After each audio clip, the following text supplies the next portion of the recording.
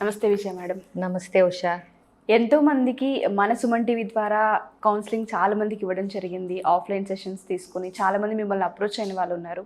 కానీ ఈ మధ్య కాలంలో లైవ్లో మేము పార్టిసిపేట్ చేస్తాం, మాలాగా సమస్యలు చాలా మందికి ఉన్నాయి. సో కొంతమంది కనీసం ఫీజు కట్టుకొని మీ దగ్గరకు వచ్చి సమస్యకి పరిష్కారం కూడా వెతుక్కోలేని సిచ్యుయేషన్స్లో కొన్ని జంటల్ని మేము చూస్తూ ఉన్నాం. అలాంటి వాళ్ళ కోసం మా జంట మాలాగా ఎవరైనా ఉంటే మారుతారు, మేము వచ్చి కౌన్సిలింగ్ లైవ్లో తీసుకోవాలనుకుంటున్నామని చాలామంది మిమ్మల్ని అడిగారు.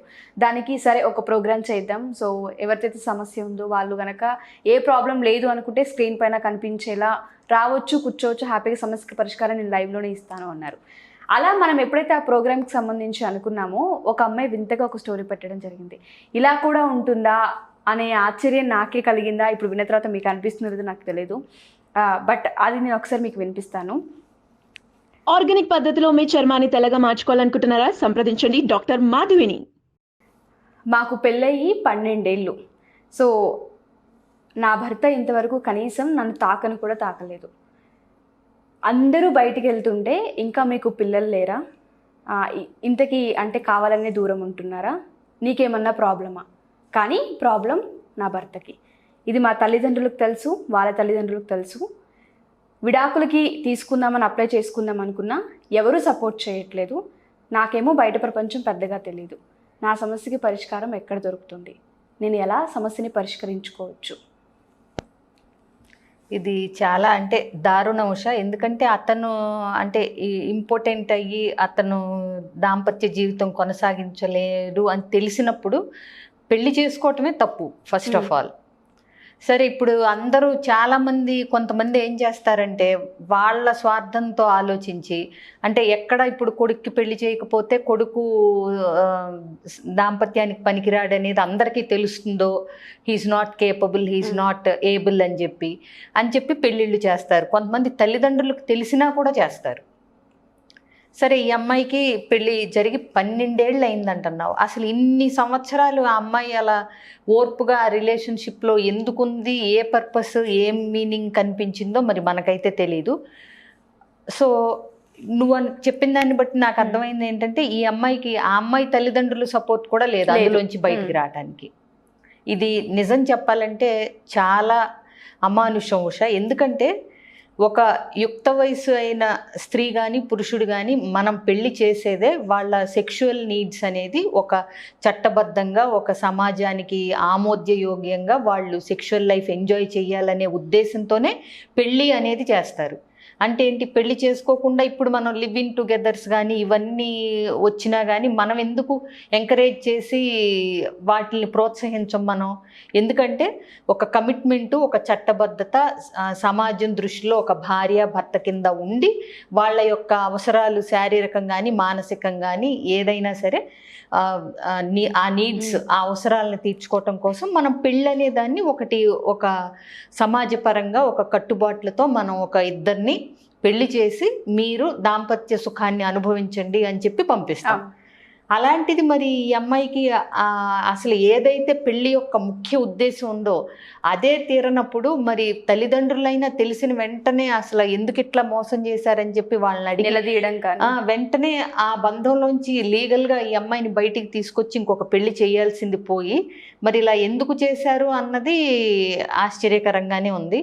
మనకు తెలిసిన ఇన్ఫర్మేషన్ ప్రకారం ఇప్పుడు ఈ అమ్మాయి అడిగిన క్వశ్చన్ ప్రకారం అయితే నిజం చెప్పాలంటే స్ట్రెయిట్గా ఈ అమ్మాయికి ఉండాల్సిన అవసరం కానీ అంటే ఏ పర్పస్ కనపడదు. తెల్లారి లేస్తే అటు ఫిజికల్ నీడ్స్ మీట్ అవ్వకుండా, ఇటు పిల్లలు లేకుండా, ఇటు ఏ సంతోషం సుఖ సంతోషాలు అనుభవించకుండా ఆ అమ్మాయి లైఫ్ లీడ్ చేయమని ఇంకొకళ్ళు డిక్టేట్ చేయటం అనేది చాలా చట్ట ప్రకారం కూడా అది కుదరదు.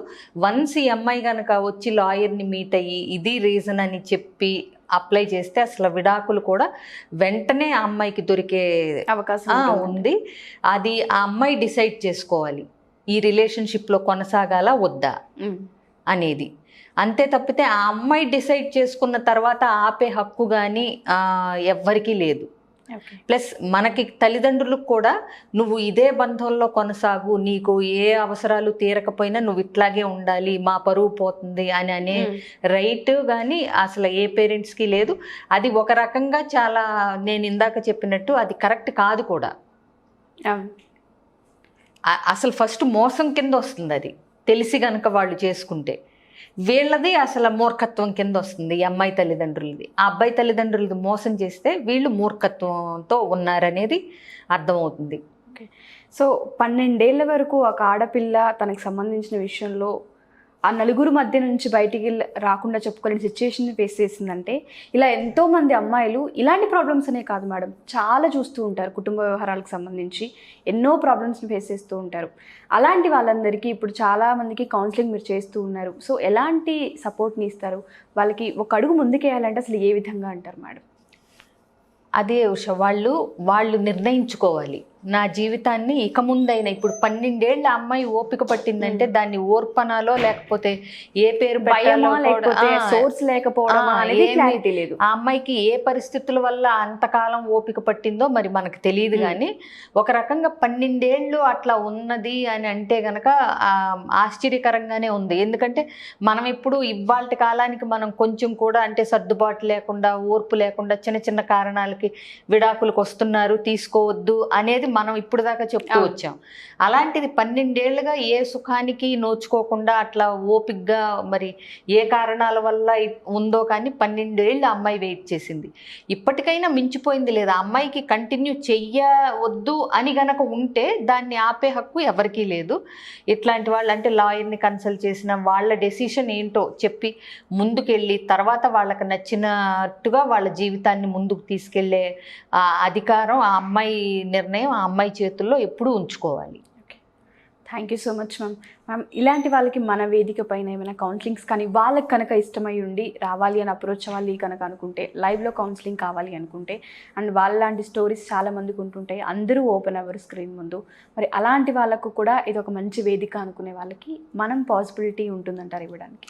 ఇప్పుడు సపోజ్ ఫర్ ఎగ్జాంపుల్ ఇప్పుడు ఈ అమ్మాయి వచ్చి మనతో ఇక్కడ షేర్ చేసుకుందని మనం అనుకుంటే కనుక ఇది ఇంకా ఇట్లాంటిది అనుభవించే వాళ్ళకి, ఇదే సిచ్యువేషన్లో ఉన్న వాళ్ళకి కొంచెం ప్రేరణగాను ఇన్స్పిరేషన్ కింద ఉండి ఎట్లాంటి రైట్స్ తమకున్నాయి, తమ జీవితాన్ని తమకు నచ్చినట్టుగా లీడ్ చేయటానికి అనేది కూడా తెలుసుకునే అవకాశం ఉంటుంది.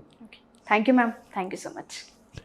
సో చూసారు కదా, ఎవరైనా సరే విజయ పెదన మేడం యొక్క కౌన్సిలింగ్ చాలామంది లైవ్ సెషన్స్ కావాలి, మేము కూడా ఎపిసోడ్స్లో పార్టిసిపేట్ చేసి మాకున్న సమస్యలు చాలా మందికి ఉంటూ ఉంటాయి, ఇలాంటి సమస్యలు అందరూ ఫేస్ చేస్తూ ఉంటారు మాకు తెలిసినంతవరకు. సో అలాంటి వాళ్ళు బయటకు వచ్చి బాహాటంగా చెప్పుకొని సమస్యకి పరిష్కారం వెతుక్కోక 4 గోడల మధ్య విసిగిపోతూ ఉంటారు.